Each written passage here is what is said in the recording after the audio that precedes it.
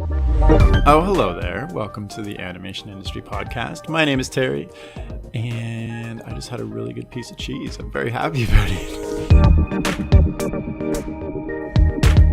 This episode is with Alex Plapinger, who is an animation executive producer who's going to share how you can get into producing as well and how to do a really good job at it to the point that you'll start getting calls from studios who want to work with you. That's basically the point that Alex is at now, and he's worked on some really cool things, including producing a whole bunch of shorts for FXX's Cake, including Swan Boy, The Beings, and The Dream. In the past, he's also produced a bunch of other cool projects like Water Bear, Desert Island, All-Star Party, Piggy, and tons of other stuff for TV and short film.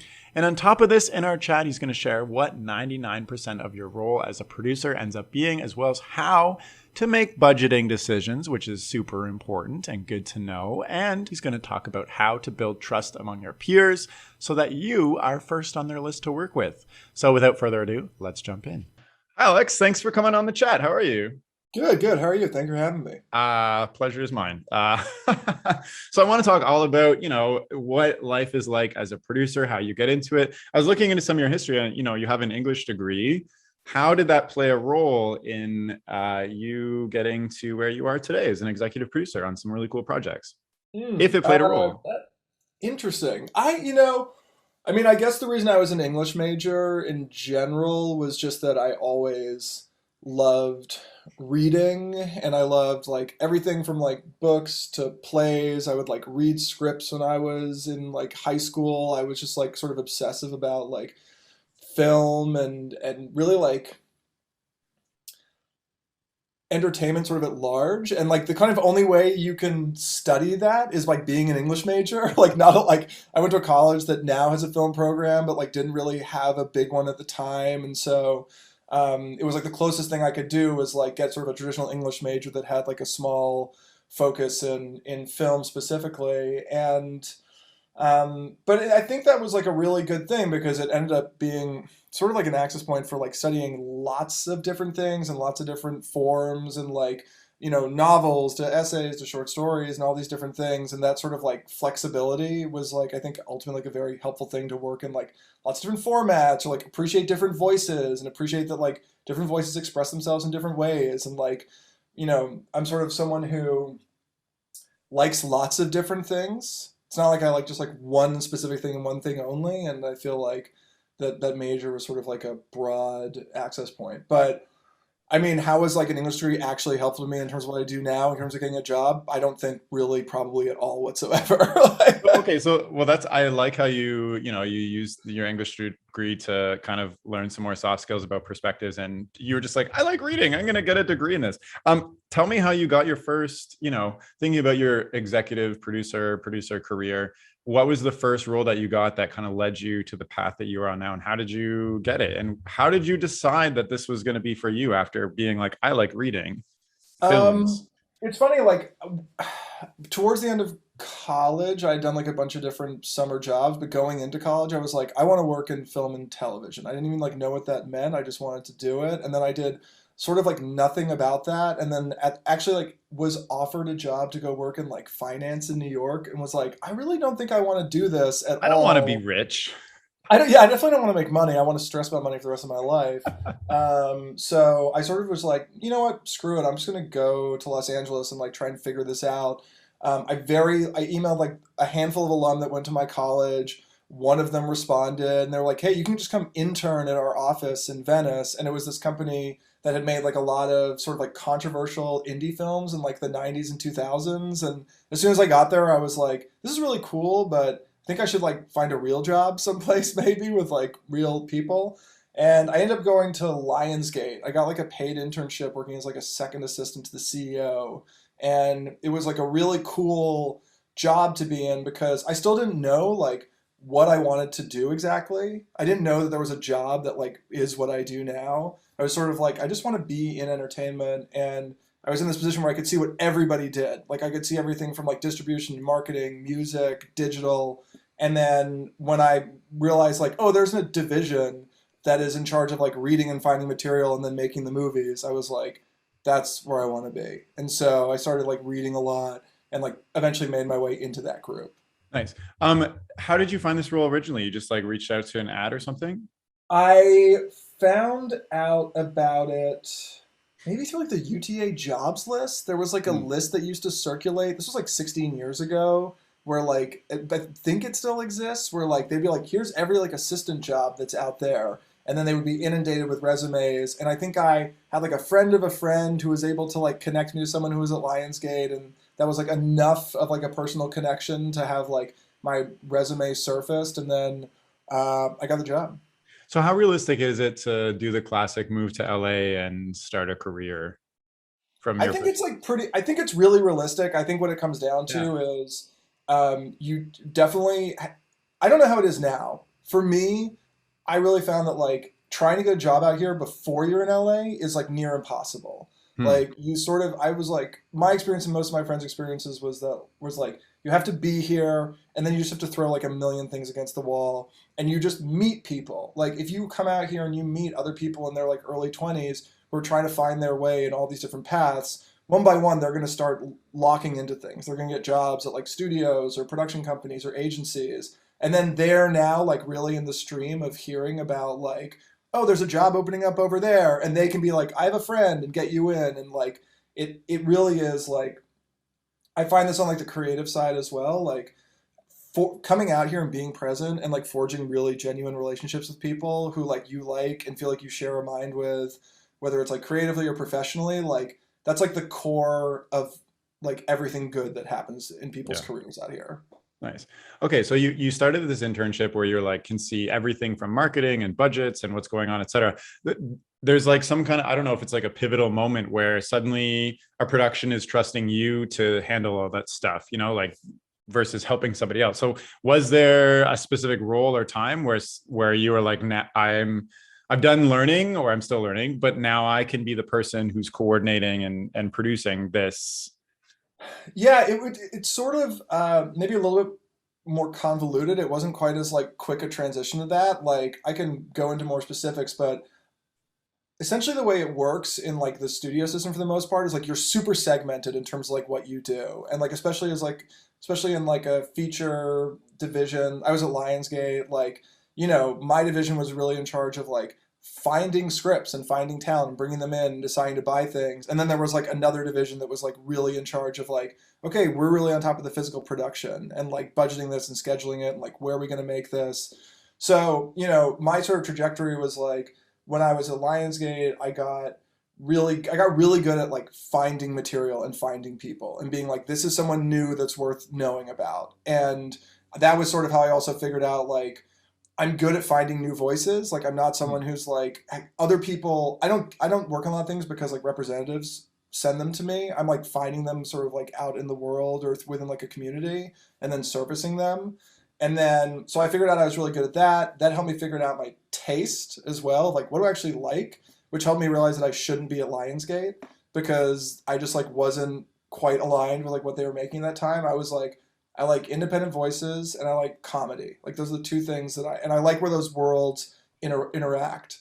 And I heard about this company Rough House coming together that was like David Gordon Green and Danny McBride and Jody Hill's company, and they just made Eastbound season one and Pineapple Express and George George Washington and all the real girls. Like David had made like all these incredible indie films, and I was like, that's where I should be, and that's where I actually when I went over there right when that company was starting, that was a place where I was starting to like evolve a little bit more to like, oh, I'm both finding things and now I'm getting involved in like the making of them a little bit more. Yeah. And then I had sort of another job after that where I got into it more and more until the point where like bit by bit I got more exposure, and then it was like, okay, now you can really just sort of like run this thing like soup to nuts. So it sounded like you started up to a point where you're like, I don't really know what I want to do, but then you got exposure to all these things and you're like, I like doing many things. And then you actively pursued working at places that matched your taste or Yeah, where you wanted to go. Okay. yeah, absolutely. Yeah, So that's what, exactly so when right. you're applying to like places, like why are they picking you? What are the skills that you focus on? You kind of said taste and finding independent voices that you bring to the table where somebody's like, we need Alex to come work on this project versus somebody else. You're saying like at the time or now? Both. Who knows? Whatever. Now I think like, well, at the time I think I was just very uh persistent and really passionate. And I really loved identifying people early and like cultivating them and figuring out like what they should be working on and like being someone who would like really like work hard or to like get what it is that they want to do and like really engage with them and dig in. And so I think I got like a pretty good reputation for like being able to identify interesting talent, filmmakers, artists, animators, performers. And then that was sort of like borne out over time because sometimes you identify these people and then like 5 years later they sort of blow up. But you're like, I've been telling you this whole time, this person is incredible. And then like finally gets borne out. And I think that like that that now I think has just um, sort of expanded where like now my main thing that I do is, identifying and working with people who I think have like really, really singular voices, a very clear point of view, very specific like style or sensibility, whether it's animation or live action, and be that like really intimate sort of like creative thought partner basically on a project like soup to nuts, not just in terms of like developing like what's the idea that you should focus on, but like really in the making of it, whether it's like the writing or putting the team together, like really like intimately understanding what that person like wants to do and sort of like be there alongside every step of the way to like protect that and make it happen. And sometimes people don't know how to say that, like articulate that for themselves and like help figure out how you say those things out loud or be like, I want this kind of person. And I can be like, you don't know that person exists, but they do, and this is who they are, and they should be on this project, and like put them together. So before it was like a little bit more development based when I was like on the executive side. Now that I'm independent and like more producing and show running, I'm able to like really take that role on like soup to nuts on a project, like way more holistically and comprehensively. Sounds like being a people person is a huge part of what you do. Yeah, definitely. I mean, I definitely think that's the case. And I feel like a big part of like I like what I get to do now because I sit on Zooms every single day, like back to back, but working on these projects, but they're basically also like Zooms with my friends, like the people who make the stuff that I love are the people that I also, just love sort of spending time with as well. So it's all about like, I want to talk about your current project, Cake, but okay, so you said a lot of things that are interesting to me as like a animator creator, like an independent artist. yeah. You said you're actively like finding independent artists. I guess, how do you do that? Like, how do I get myself more known to executive producers like yourself to work Sure. on cool projects? Do I just like hope for the best one day somebody finds my work, or should I be like actively making connections with Alex and his projects, being like, Yeah, I I mean, like animating? I think it's a whole host of things. I mean, for sure, there's like nothing better for anyone who's like an emerging animator that's coming out and sort of like flexing what they're doing and figuring it out in school or out of school. Like finding ways to just make as much of stuff as possible is like essential. And then once you have those things that can kind of like represent your voice and what you do, just getting exposure on them any way you can. So like whether it's like posting stuff on Instagram or putting stuff on Vimeo. So are I mean, you scrolling through Instagram all the time and just all looking the time, for? all the time. Okay. I'm on Vimeo constantly.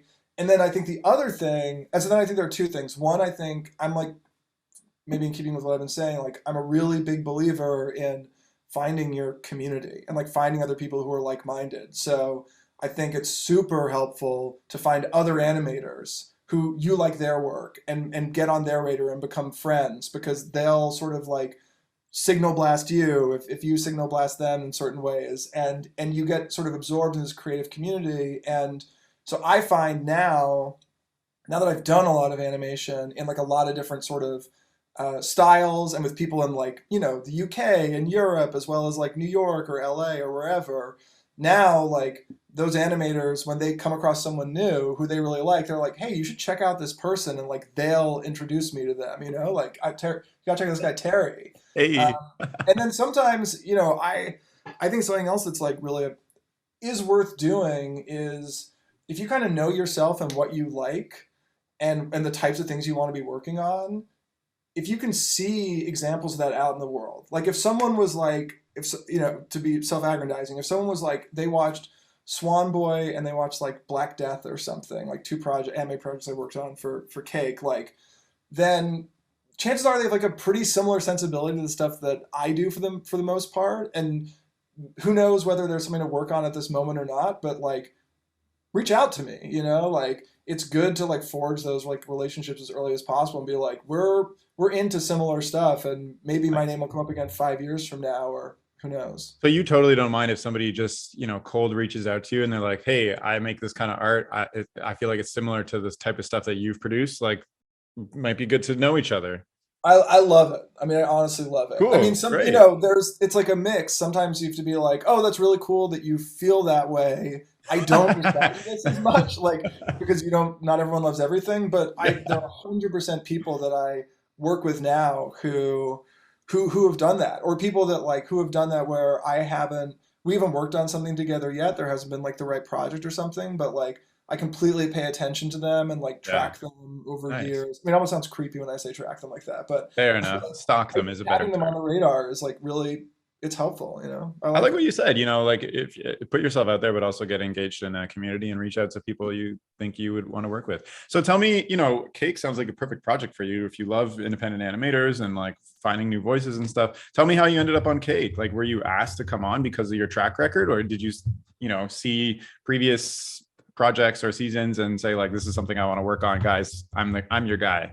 The way that I got involved with Cake was so before I went independent, I was an executive for, like I said, for 10 years at a couple companies, and while I was at those companies I sort of made my way. I came out here looking to work in film, and I ended up doing more and more TV. It's like more. Can you just explain the difference between working at a company and an independent executive? Like executive, I think I have a good idea, but I'm just wondering. Yeah, totally. Okay, so there were basically,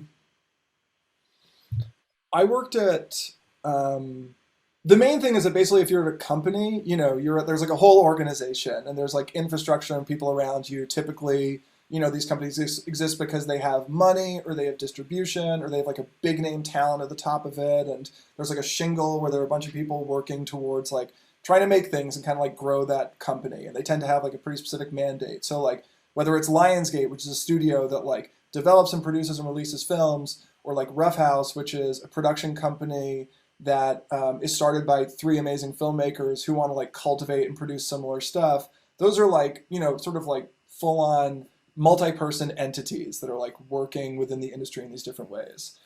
As an independent producer, typically you're working as like, it's just you, basically. You're just like a one-man band that's sort of like, working on a variety of individual projects, sometimes in a variety of different ways, and often like partnering with other production companies or like looking to sell things to studios. But you're completely independent, and basically, there's a lot of risk in that, but there's also a huge amount of like upside and opportunity, because chances are it means you just get to work on things that like you personally are really passionate about and really care about, and you're not sort of in my eyes, at least, you're not having to sort of like just focus on the mandate of an organization that you're within. You get to sort of really focus on things that like represent your own interests, which for me was like a shift that was very very invigorating to make. That like made a big difference sort of in my career. And when did you make this shift? I made it in like 2015. I'd been. After Rough House, 10 years into your career, basically. Yeah, I basically spent 10 years as an executive. And then, I was seeing what was happening within the sort of like the traditional industry, and seeing how there was this sort of shift where people were really prioritizing making projects that were based on like existing IP, like, just like sort of the birth of like the Marvel Cinematic Universe and like things that were, remaking Uncle Buck or stuff like that. And I understand why that was happening from like a broader industry business standpoint, but like it personally wasn't that interesting to me, because like I've been saying, I like, new emerging voices, people that are trying to do new things, have original ideas, and are trying to like evolve the conversation around like all of these mediums and like contributing to it. And not to say that those movies don't do that, but it's sort of like more of like a bonus when they do that rather than like the purpose of them. So one of the projects, two projects came out in 2015. Don't Hug Me, I'm Scared out of the UK, and High Maintenance on Vimeo. And like before it was on HBO. And I was like, these are my favorite things. Like this is what I want to spend all my time working on stuff like this. This is this like has this much of like an independent spirit and is this original and like as much of like a full meal creatively and just sort of like took a risk and decided that I was just going to try and go do that and like just really commit to trying to support and work with the filmmakers that were coming up that I thought were like really special. So you're working full time at a company, and then one day you're like, goodbye, cut Yes. ties. Now I'm Yeah. gonna just try to do things on my own, and you had nothing lined up. Um, Because I'm I wondering, why can't you work at a full time company and then slowly work on side projects? Like, do you have exclusivity contracts where like you can't You work know, on anything else? every company is different, and I think there are some instances where people do work on projects outside of their company, but I think that's extremely rare. Hmm. And for the most part, like when you are writing, when you're like developing and producing stuff, you're supposed to be doing that like exclusively for the organization that you're a part of, Yeah. even to the point where like, Because then they can blame you if something goes wrong. They'll be like, yeah, Alex, exactly, Alex was yeah. working on this other project. That's why we went $1 million over budget. Yeah, I mean, people are very, organizations are rightly like very possessive of the projects and like what their executives and personnel work on because these things can go on to have like extraordinary value and success. And like, I was like leaving, when you leave a job, typically we reach a certain level and you have to be like pretty specific about like things that you're still participating in or not. And, Hmm. 99% of the time, the big organization is the gorilla that like has all the power and they're gonna be Yeah. like, guess what, you're not working on this is ours. Um so yeah. Wow. um Well, and that's a if it's a huge big, risk, but it big seems like it job, paid off. yeah, knock on wood. Well, okay, so tell me how you got cake. So when I was in those jobs, I ended up developing and selling a bunch of projects to FX and Great. mostly animated shows. And so then when I left and I was independent, I was sort of I've been doing a lot of stuff in the animation space. And this one animator that I've been working with emailed me and said, "Hey, I've got this like short form thing I made. Would you be down to check it out?" And it was this guy named Gustav Lindström, who was a Swedish animator based in London. And he sent me this short for something called Plankton. And it was this like comedy short about these beautifully rendered, like photorealistic plankton having these conversations about, being insignificant and sort of like having these banal but very funny interactions. And I thought it was like incredible. And I'd heard that FX was doing short form stuff. And so I emailed the executive who I knew there, this person, Kate Lambert. And I was like, hey, I heard that you're doing, interesting animated short form stuff. What do you think of this? Like, would you like this? Do you want to do some more of this? Just trying to help the guy out.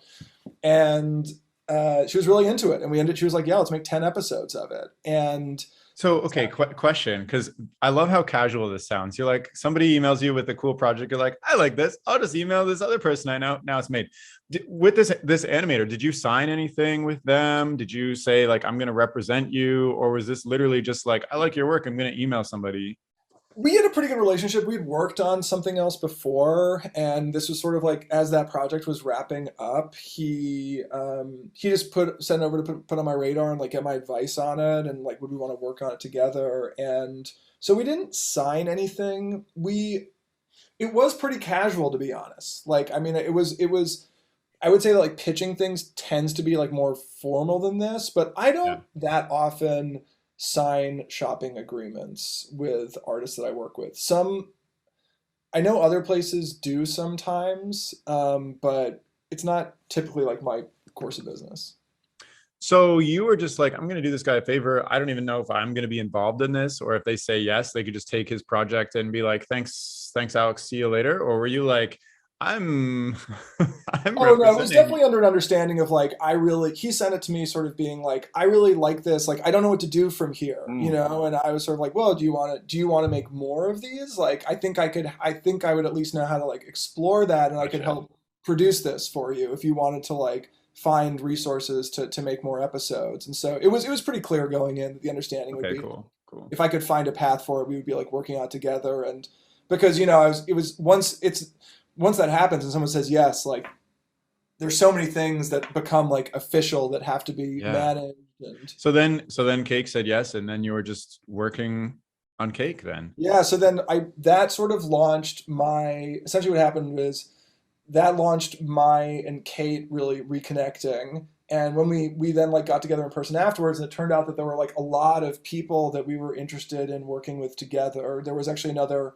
there was a live action filmmaker and sort of like comedy crew that I was really good friends with, and she was also interested in working with them, and I sort of like wrangled that, and we ended up making a project for Cake that was live action called Two Pink Doors.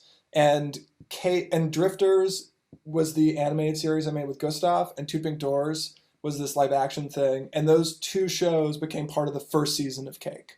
Nice. And they were both like great experiences, and like really proud of both those projects. And I think that we had like everyone just had like a good experience working together. And coming off of that, I basically like entered into like a more formal partnership with FX that was pretty Cake focused in terms of like, this has been great, let's do more projects together. And they were like really tasking me with like, bring us more stuff like this, and these went well, so let's level up those things. So Gustav and I, we made Drifters, and then we made this project Black Death together. And then that comedy crew that I worked with, we made a quarter-hour project together as well, and while also getting like a whole other slate of new projects going alongside that too. Wow, I love how things sprout for you. So, okay, can you give me an idea of what kind of 99% of your role is once you're working on a project? So, A, you go out and get these new creators, but then B, are you managing the budget and finding people and coordinating? Like, what is the main, as an independent, I guess, producer, like what is your main thing? My role as a producer is like typically it's mostly focused on like the creative and strategic side of things. So I often bring on partners when it comes to like actually I can make budgets, but I'm not the person you want making the budget for your project. Like I can look at the budget and tell you if I think if it's crazy, but like typically what I'll bring on is partners to like handle physical production, like budgeting, scheduling, accounting, stuff like that. Unless the project's like very small, then I'll do those things. So my job is more like, it starts with like, what's the project? What do we want to do? Let's figure out how to like articulate this and sell this. Then there's usually like a development period. In that period, when like scripts are being written and there's like, character design, all these sorts of things, if it's an animation, I'm sort of managing that process like very intimately, like reading. Sometimes I'm co-writing, but like more often I'm like just reading every draft and being like, this feels like it's really working, this part isn't working as well. And like just as you when you start, those notes are like very broad, and then like over drafts they get more and more granular until you're like, great, this is ready to go, like let's get this to the network to sign off on and see if they have notes. And then once it goes into like production, I typically have like a partner that's like handling the more like nitty gritty production on the project, and my role is sort of being there alongside the creator to like protect the creative of the project and make sure that like what's being done is like reflecting the intention of like the idea and the scripts. And so in animation that can be anything from like reviewing the boards and the thumbnails, and like I'll often direct or co-direct like the VO sessions just because like I know that process really well at this point. What is VO? Oh, like recording the voiceover sessions. Oh, voiceover. Sorry. Yeah. Okay. Yeah. And then, as it moves along, just sort of like being there and reviewing everything and being like, okay, this is where it needs to be, or like, this isn't working and we need to change this. And like, do we need to, maybe we need to rewrite this, or like we need to cast somebody else for this, or whatever it might be. Oh, wow. So it sounds like your role is basically evolving with the project constantly. Yeah, totally. And then often, and then the other thing is sort of being a go-between between the project team and the network and the studio, and making sure that like, they're up to speed, hearing their feedback and like implementing that, and just making sure that like everyone's communicating with one another and on the same page, and not like getting into some weird divergent place where there's gonna be like a big problem.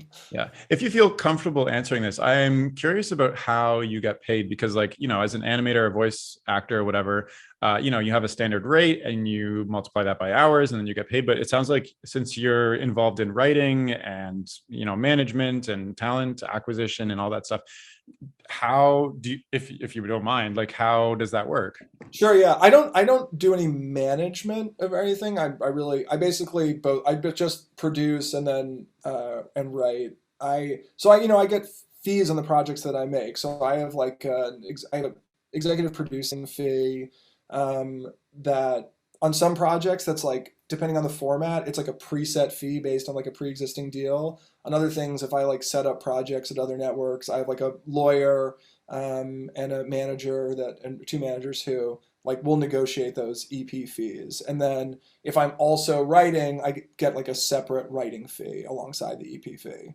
So it sounds like a mishmash of just money.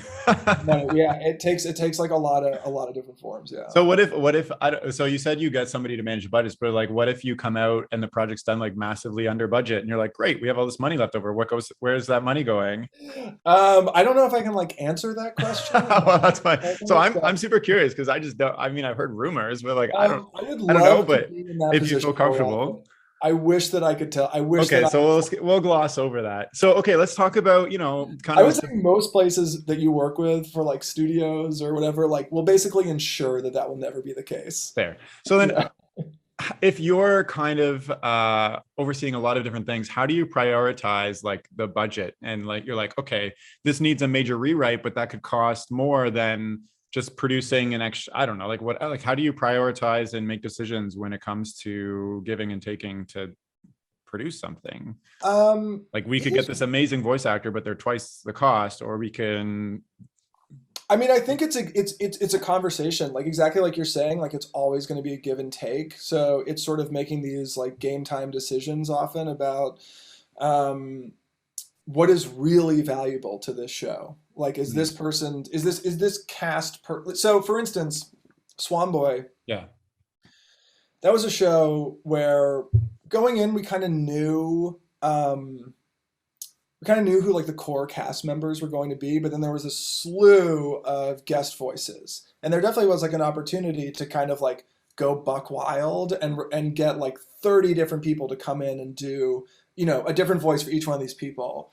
And instead, and I give Branson a lot of credit for this. He was like, there were really only two roles and in like the whole series that are like really important to me as like guest people, and one of them was Henry Rollins, and one of them was John Lovitz. And so we were like, let's just do what we need to do to get them, and rather than trying to get 30 people. And then it was also like, we have all these other voices. What's the most fun way that we could sort of approach that? And so we ended up working with James Adomian and Sydney Battle, both of whom came in, and like they're both wizards, Adomian in particular, at doing like a zillion different voices. And so it was like a decision that allowed us to, be a little bit more like efficient with our money and the budget in terms of like cast. It Yeah. also allowed us to move a lot faster because we weren't having to set up like 30 recording sessions. So we would like get stuff in the can and be able to go way sooner. And I think that was just like, it was a really good creative decision. It was a really good like procedural decision. And so, yeah, you're always just sort of having to like, you've got a set amount of money and a set amount of time. You also don't want to like burn people out by working them too hard to like overcompensate when things aren't going like perfectly. Yeah. And so I like what you said always about, want to find a figuring way to out what's balance really it. important to the creator slash show and Yeah, exactly. doing your Yeah. best to do that. Nice. So, okay. Tell me more about, the stability of being an independent producer. Like, you've been working on Cake for a while. Do you have like, I don't know if you're still working there, but say that ends, how do you get your next gig role or whatever? Like, are you constantly putting yourself out there? Do you have like a lineup of jobs or like a network where you can just jump on a project and jump off a project? Like, how is Yeah. that? Yeah, totally. So I'm not full time at Cake. Like it's my deal with FX is like really fantastic where like I have a lot of Cake projects that I produce sort of like at any given time. But I'm allowed to do things outside of that as well. And so, some of those are within FX. I'm doing like I have like 3 half-hour shows in development with FX at the moment. Wow. But then also outside of there, I'm able to work on other things. So I'm working on like a animated preschool show at Apple. I have like an animated live action doc hybrid show at A24. I show ran this animated show, Wildlife for Sci-Fi last year. And then a bunch of feature stuff that I'm doing. And so I'm just sort of constantly Yeah, it sounds like it. Do you have lulls in your like in seasons or stuff like that? Like, Not really. I mean, being independent, there's like a lot of pressure because you kind of got to like kill what you eat to like keep going. So you're in a yeah, sort of in like a perpetual state of like developing, like finding new things, developing those things, pitching those things, yeah, like selling those things, getting those things from being sold to being in production, then like delivering those things, then like trying to figure out if you're going to make the next one. And so you end up having, you know, I think the idea ultimately is that like you're working on fewer and fewer projects because one, you get paid more as they become more successful, and it gets easier and easier. But I think in general, like you kind of have to have a lot of stuff going at any given time. And for me personally, I really like that. I like working on a lot of different stuff at once and find that they all end up like informing and bettering one another right. constantly. So you've been an independent producer for almost 7 years now. I guess it's almost Yeah, 2022. that's crazy. Um, are you actively working towards something in your career or projects to work on? Because you said you're working on features, a short form, animation, etc. Like, is there something that is? You also said you want to work on less and less projects. Is there now that you've been doing this for a I while? don't know Is what there it should be. another I'm not step going to you do want to get to? that. I think I don't have like a specific. I really like what I do now. I feel like extremely fortunate to be able to kind of like do what I'm Nice. doing at the moment and like work in all these different ways with like the filmmakers they do on the type of projects that I do. And honestly, my all I want to do is continue to do that. And I think the ambition is more to just like constantly be leveling up in terms of what those projects are and having them be more and more ambitious. Not necessarily like I guess in every way that that means, like, part of what I love is working with all these like amazing artists and filmmakers, and I think we're all kind of like coming up together. And the idea is that we're all going to be working together as we're able to get sort of bigger budgets and like more prominent distribution and more, sort of become more and more established together and have the opportunity to do things that are just more and more elevated with while still being like and being sort of like more and more popular. So hopefully I can just kind of continue to do that. So you're producing a lot of different projects and animation and live action, et cetera, is all storytelling and you're putting something out into the world. Is there a specific kind of, I guess, like heart or message? I feel like you alluded to it kind of with searching for new and independent voices, but is there something that makes you feel really good or what you were trying to push out into the world with your work and what you're doing? Because it's Yeah, I you have so definitely. much opportunity to do something like that, I guess. Yeah, I think it's a few things, but I think they're all sort of like wrapped into one. I mean, I definitely the thing that is most exciting to me always is working on projects with filmmakers where there is like something new that is being done and something like distinct and not in a way where it's like things should still be accessible. Like I don't like things that are like, wildly challenging and like way out there. Like I think they need to be able to like connect with a mainstream audience, but the hope is that it's something where someone looks at it and like, oh, I've never seen something quite like that before. I don't even, maybe they'd be like, I don't know if that's for me. But then after 15 seconds of watching, you're like, oh, I love this. And all of Hmm. my favorite things kind of have that quality, whether it's like Beetlejuice or What We Do in the Shadows or like Dave, like on FX was like a show that I was like, I don't think this show is for me at all. And now I absolutely adore that show. And so and I think the reason that those things are successful is because while they're trying to like do something new and evolve something from like a medium or like form standpoint, it's coming from a really authentic, like personal place. And it might be very specific, but there's something like really universal and sort of sympathetic and accessible at the core of that. Yeah. And so I'm like such a sucker for like, and I'm a sucker for like heart and purpose. And it's like when pitching shows and talking about them in general, developing them, it's like the core part of it is always figuring out like why are we actually making this? Like what is this actually about? What is like I'm working on an animated half-hour show at the moment that's like about a slasher, sort of like if Archer was like set in the world of slashers. And it's like, what is, that's a show that's about like serial killers basically. And people might not be into that if they're not already fans of like Friday the 13th or like Freddy or stuff like that. And so it's like, what is the thing that's going on underneath this that like anybody is going to resonate with anybody and like have them connect to it and feel like connected to these characters in some way, like they want to visit their friends or like go to this place. So That it just like that just like has to be part of it. Nice, nice. I'm wondering, if somebody's listening to this and they want to pursue an independent producing career, either they're working for a company now or they're trying to make things happen on their own. What is something that you would tell them to look out for or like pay attention to as they're doing this that you've paid attention I, to or looked out for yourself? yeah, I mean, I don't know. Maybe I mean I definitely think there's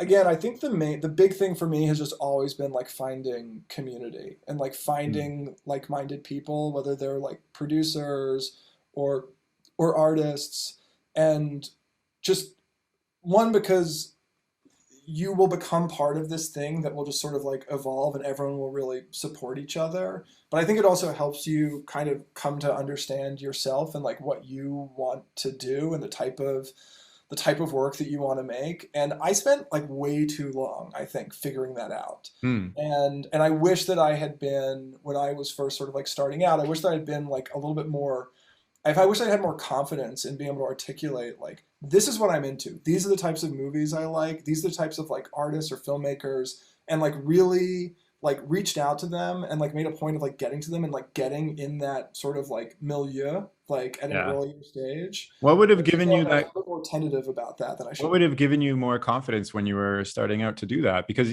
looking back, you can say to do that now, but at the time, you probably feeling nervous or misdirected or not confident enough. Like, would somebody saying this to you would have helped? honestly, it's like the thing that I wish someone had told me. I wish All someone had right. like been able to like look me in the eye when I was like, I want to work in entertainment and media when I was like 21. They'd be like, what do you mean when you say that? Like, what do you actually imagine that is? And I would have been like, I like movies. And they're like, what kind of movies do you like? And I'd be like, I like these type of movies. And it's like, well, here are the production companies that make those kind of movies. You should go work for them. Yeah, Or like that you makes should figure sense. out how to like get as close to these people as possible or the people who also want to get close to those people as possible. And um, I think I like obviously eventually found my way to that, but I'm just like such a believer in like the power of sort of yeah, just being in the right soup and just like bouncing off of the other people because the people who really love this stuff don't go anywhere. Like it's really hard and there's tons of failure, but like the ones who really love it stick around for a super long time. Like I literally just had a call with a guy, I won't say where, but I just had a call with an executive at like this sort of like newish platform that's doing really cool, interesting things. And I got, I was put in touch with them. And I was like, I don't know if this guy's gonna want to talk or whatever. Like maybe sometimes people are like standoffish. And we got on the call. He was like, "Hey, you don't remember this, but I was your intern 10 years ago at Montecito." Hey. And it was like that's like the perfect example of like this, these people like stick around and end up in really interesting places. And like now it's so much. Not only is that conversation then like so much more casual, but it's so easy to be like, "Hey man, like based on like check this thing out." Like we all know we've sort of been around trying to figure this out for a long time. Yeah, And so yeah, I think like cool. just trying to like figuring out what you like and finding your way as close as possible to the people who are into that stuff or making that stuff is like kind of everything. Nice. I love it. So, we've talked about how you got into this career, how you changed paths a couple times, actually, how you worked with Cake, where you're going, your best advice. Is there anything else that you wanted to share? Um, I mean, the thing that I think is really cool about right now, and that's part of why I was like so excited to be part of Cake, is it just does feel like kind of the most exciting time maybe ever for animation. Like it just is an unbelievable moment for it, and there are Nice. so many incredible people out there and doing things in like these new independent ways. And there's finally, I think, like a genuine appetite on the part of like buyers and studios and financiers to like support that and get behind it, whether it's doing things in adult animation that like aren't comedy or doing things that are in different styles or real-time animation or all these things. And so um I'm finding that like people are kind of like getting into that at like pretty young stages in their careers and not having to go through these like sort of like more traditional apprenticeship routes. And so, obviously animation is a big focus of yours. So like I just think it's like it is a really exciting time and I think it's only gonna get better. But I also think it's also like a moment where everyone benefits from everybody else's success. Yeah. And so like just anyone who's doing stuff that's like different and interesting, like just commit to that and like push on it as hard as you can because it's just good for everybody. Totally. I love it. Well, is there anything else you wanted to share as we're kind of wrapping up? No, I'm good. That's Great. Well, thank you. Thank you so much for sharing your story and how things are going and everything. It's been a pleasure to have you, Alex. And thanks for coming on the podcast. Yeah, of course. Thanks for having me, Terry. Appreciate it. And if you're listening and you want to reach out to Alex or check out some of his work or his website, you can do so by emailing him at alex@nicetry.co or just checking out his website, which is nicetry.co. And that's all for now. Thank you so much for listening. Okay, bye.